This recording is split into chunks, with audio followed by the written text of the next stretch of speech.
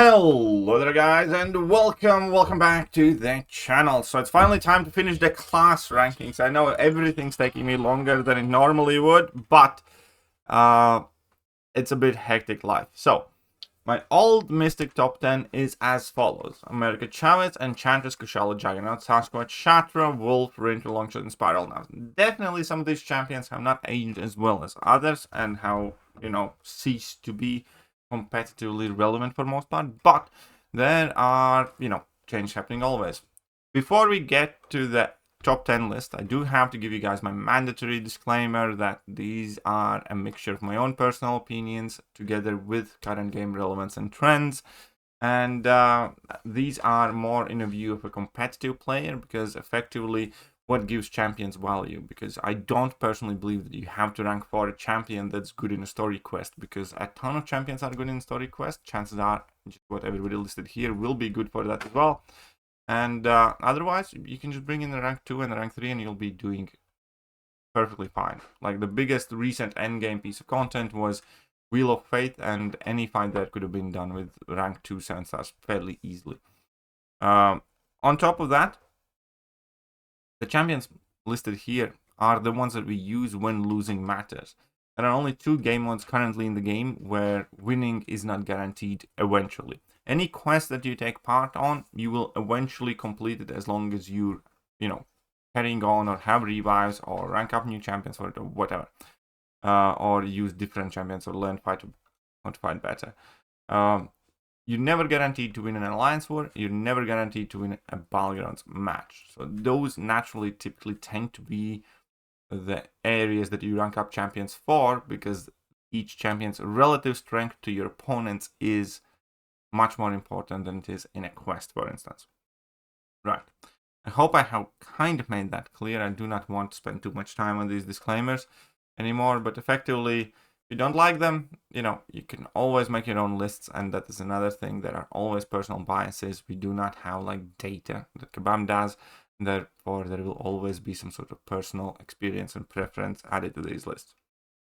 And in Mystic class, actually, there are a ton of champions that you could easily put in spot number, I'd say 9 and 10.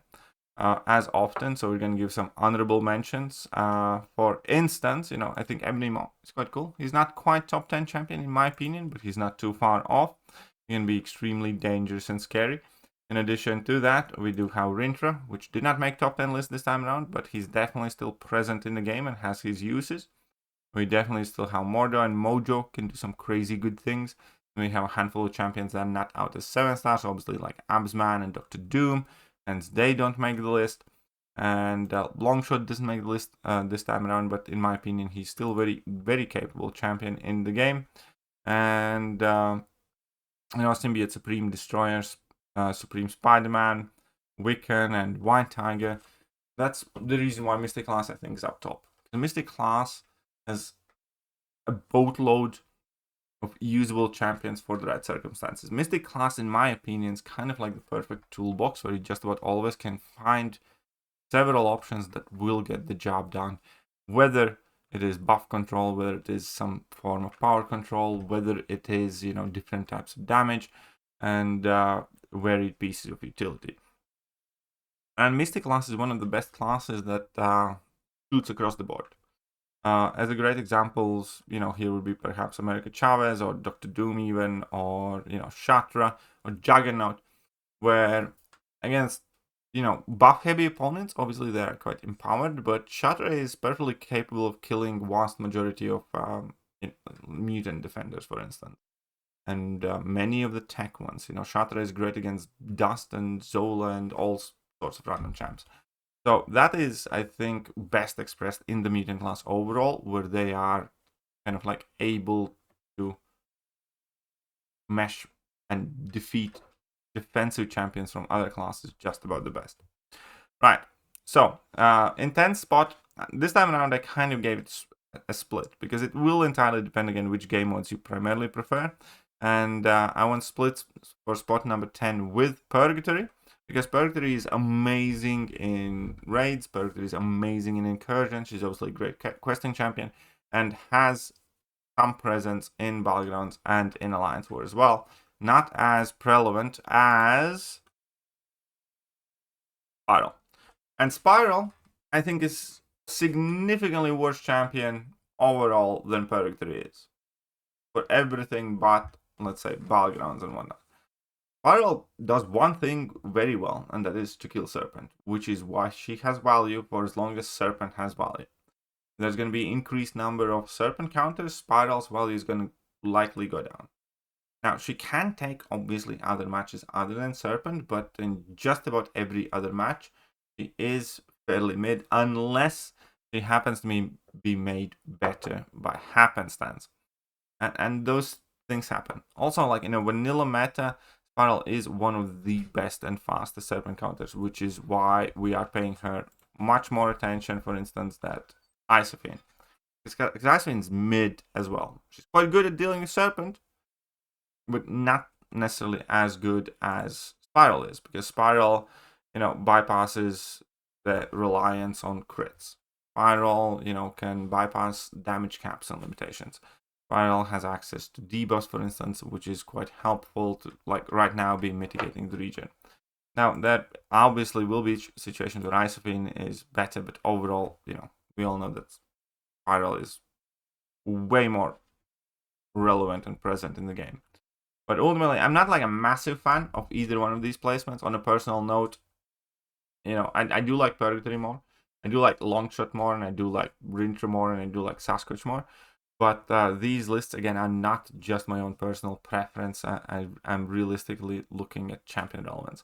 Hood is another one that I think could easily take spot number 10. Hood is also fairly present and definitely useful. In fact, I think Hood makes a ton of sense too as spot number 10. Spot number 9, I am going to give it away now to Diablo.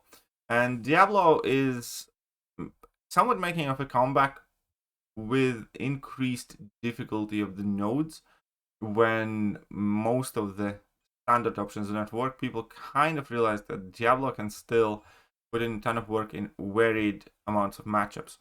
And that's what's happening. He's kind of having his glow up, and Dark Phoenix is largely responsible for it, because Diablo is like one of the best counters to Dark Phoenix, because you put on a ton of poisons on the opponent, and then you don't need to worry about Nova Flames, as he's Mystic, and as long as you have 5 poisons, you will not get any Nova Flames at all, and then you can nullify her buffs, and you bypass her Safeguard.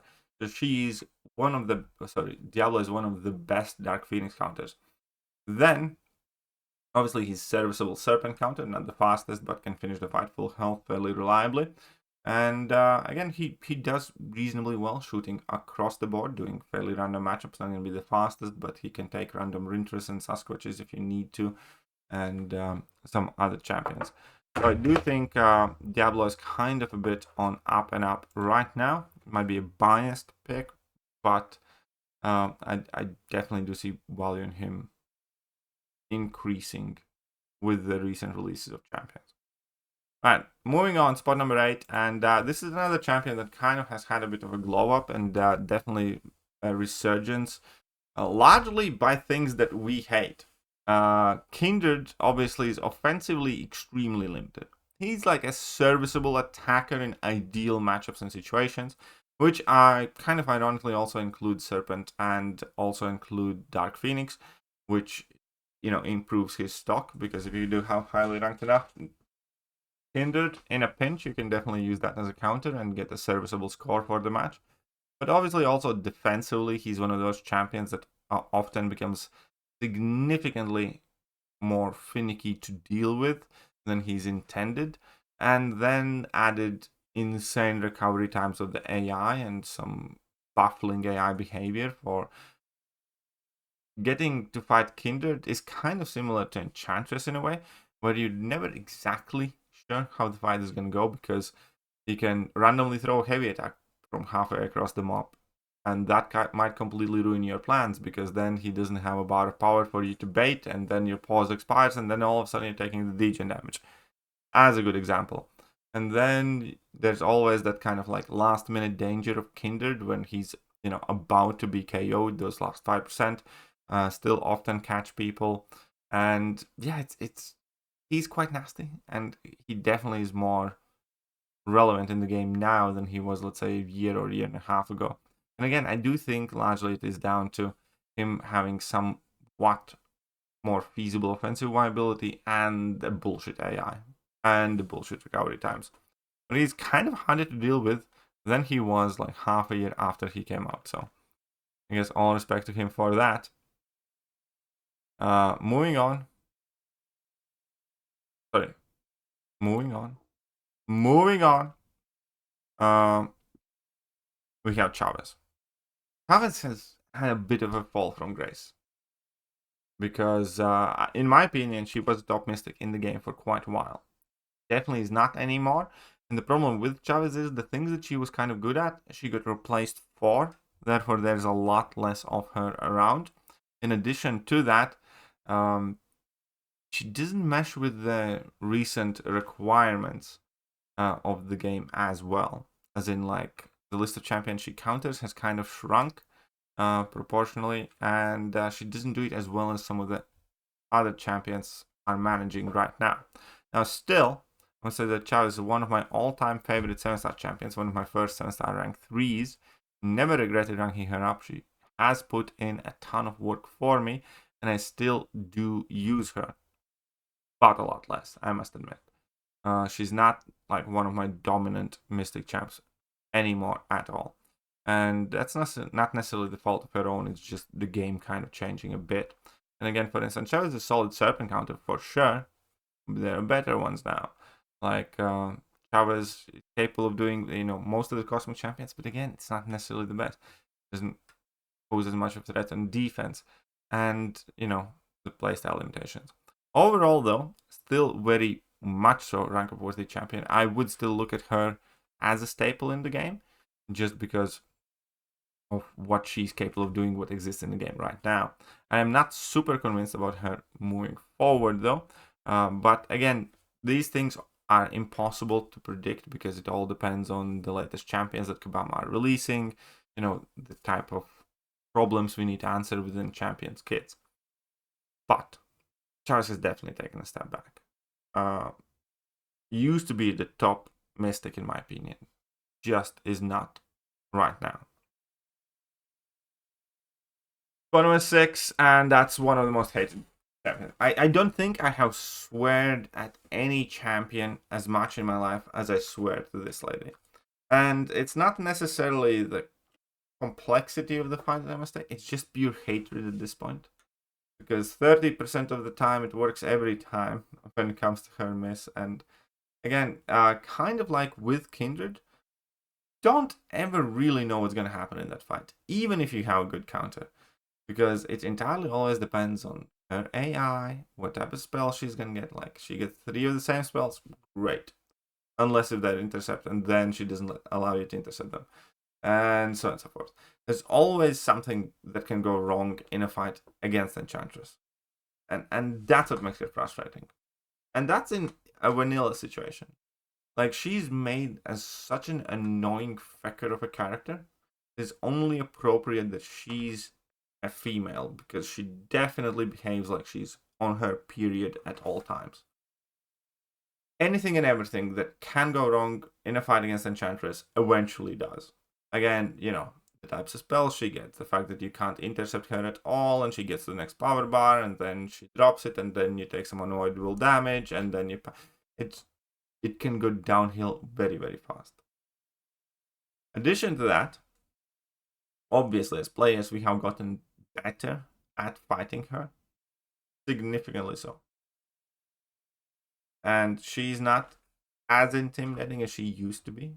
Because we kind of know that unless something, very bad happens, I can take her down and can do it reasonably fast. That is fair. Until we find like some insane meta, like the invade meta or the crazy power gain meta or something.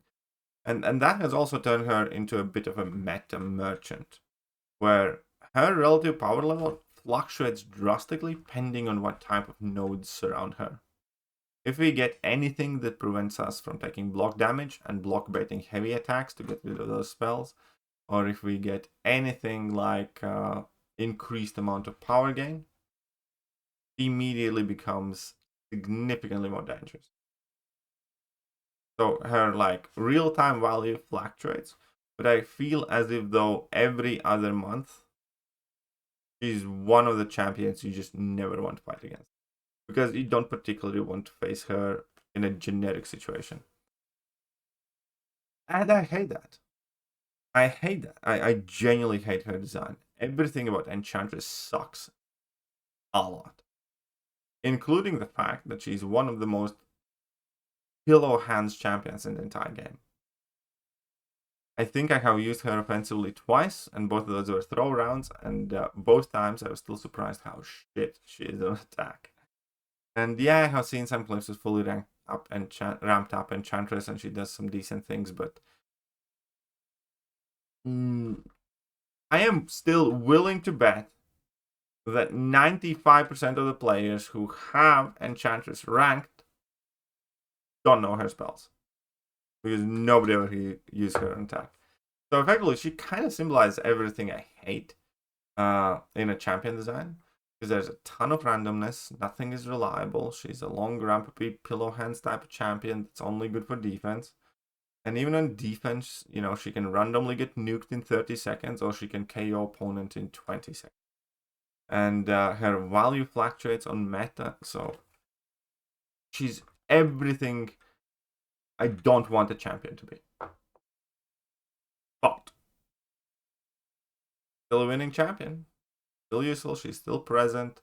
People chase her, people rank her for a good reason. Let's move on from Enchantress. And spot number 5, I'm going to give it to my boy.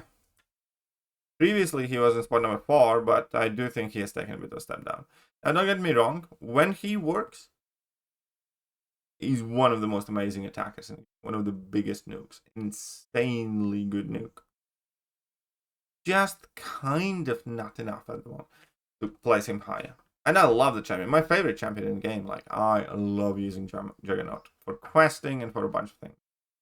And again, any champion that you can do with Jugs, he's going to be one of the better options for it, pretty much. And he still maintains his relevance by being able to do, let's say, Zola quite well, for instance. That, you know, is a big plus in his book. And again, many of the more random matchups, he just runs through. But again, increasingly, there are champions that he cannot do. For instance, you know, Serpent, which is one of the most present defenders, he just sucks for. Luckily, he can do Thanos, though. He's mid for Dark Phoenix. There's nothing special that, you know, helps him in that fight. Then, you know, aside from Zola, some of the other new class defenders, he's not the best for. But that's, you know, fine. It's just that we have champions that are proving themselves more and more. I do absolutely love Juggy, though. Such a beast. One of my favorites. It's a shame I still haven't managed to take him to rank 4. Truthfully.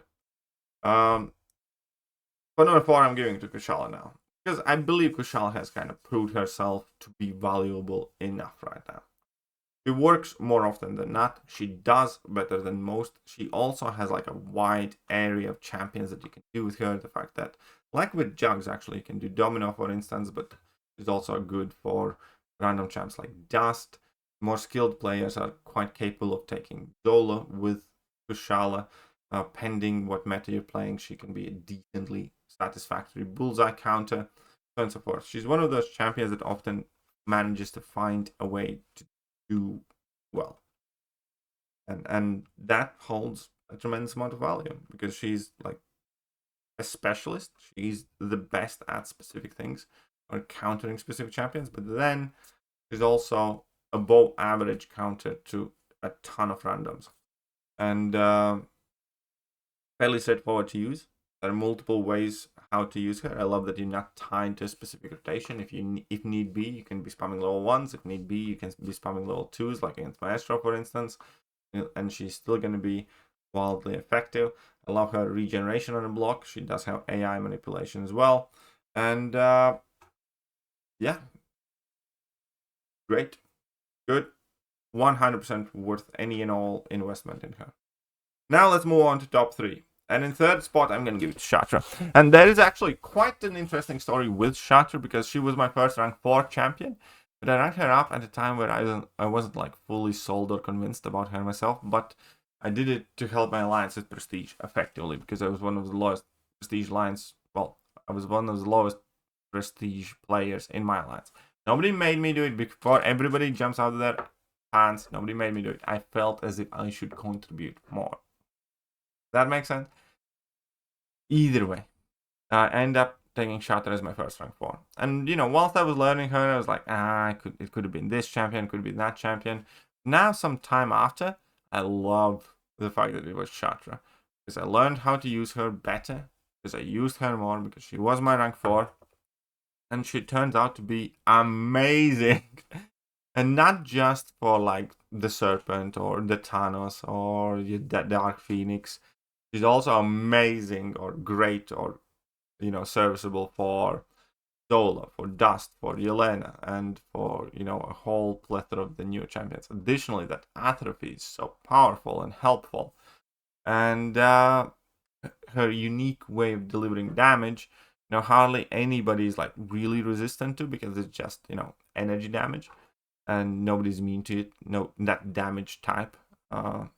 There are champions that are resistant to it. It would be better if it was direct damage, but fine, whatever. And yeah, no, zero complaints about the champion. Highly effective. She's not like the fastest nuke or anything like that. She's incredibly capable in wide, varied set of circumstances. A great war attacker. A great, you know, specialist for certain things. And again, one of the Balgnon's MVPs due to her versatility. So, absolutely love her. She's been tremendous. Great investment early on, and I do think she will lose top 3. I do think there are people who will want to place her higher as well, because again, she's one of the dominant Mystic champions in the game right now, and I can see that happening too. But number 2 is a bit of me going on a limb, but she's still a 6-star that manages to make herself in top competitive decks, and ultimately she's also one of the Mystic champions that's a capable defender, because you guys will notice that aside from like Enchantress, in the higher end of the Mystic list, there's hardly any defenders. Most of them are like one-way versatile attackers. And Mystic class in general, I think at this point, kind of would benefit from a bit more defense. But Nico helps with that as well, because she's definitely a dual threat. She is capable defender, where, you know, you do need to be worried about the buff immunity at the beginning of the fight, and then you need to be worried about her specials. You can't really block them. You need to be able to dex them, because you're either going to get poisoned or take the burst of damage. You don't want to push her at level 2. Her adrenaline mechanic can easily make her quite chunky. After her level 1, she will go invisible, so you can't punish it. That can be tricky at times too. And yeah, she's definitely, you know, a competent defender. I'm sure that as time goes on, her defensive threats will lessen, but she's still the type champion where either you're going to take quite a bit of time, or you need a suitable counter. All that put aside, offensively, she is, in my eyes, a better version of Negasonic Teenage Warhead. But Negasonic Teenage Warhead was designed to counter every single one of the skilled champions in the game and do it great. The downside was that she's fairly slow and that she's extremely squishy. She doesn't have those downsides, not really. She does have significantly more upsides though, because again, if you're going up against somebody poison immune, you can switch it to Incinerates and still do a good amount of damage. Cosmic champions are poison immune. You have Acid Wash. There's access to buff immunity, which is one of the most OP buff control methods in the game, if not the most OP, because just about nothing is immune to it. And it's kind of like bulletproof in a way. And yeah, she is regen, great buff control, access to dots, access to bursts of damage, can easily have poison and rapture immunity. I know what else to say. She is oh yeah, and she deals with unstoppable effects as well, which is something many people forget, but still, not that much else to say aside from that. I think she's designed to be quote unquote perfect Mystic in the game for right now. Has defensive value, has extremely versatile offensive capabilities too. And she's likely most people would probably call her a top mystic. That is one reason why I don't, though. We're gonna get to it, but it is very well conceivable that she is a top mystic, or at the very least, she's on the way there. If you don't have a Nico, try and get one. If you do have Nico, you should be ranking her up. If you don't know how to use her, you should be learning how to use her. And she's very, very good, very capable, and powerful. And the top Mystic champion in the game. The very top Mystic champion in the game, to me, is Thekiryu.